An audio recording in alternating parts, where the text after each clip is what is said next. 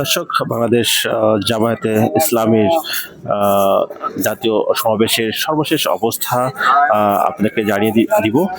আপনারা দেখতে পাচ্ছেন যে এইখানে যারা আজকে উপস্থিত হয়েছেন এই মধ্যরাতে, এখন রাত 4টা বাজে।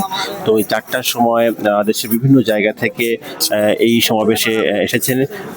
অনেকেই আগেই এসেছেন, যে কারণে তাদের ক্লান্ত হয়ে পড়েছেন এবং তারা বিশ্রাম নিচ্ছেন, কেউ ঘুমিয়ে পড়ছেন।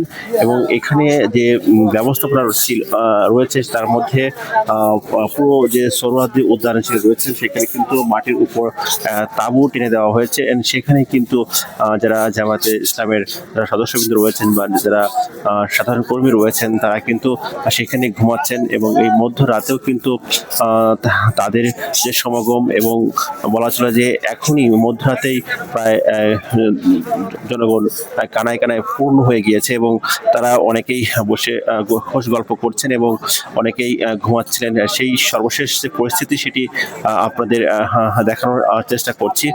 আপনারা দেখতে পাচ্ছেন যে এখানের যে বর্তমান যে পরিস্থিতি, তারা মঞ্চের সামনে কিন্তু তারা অবস্থান করছেন।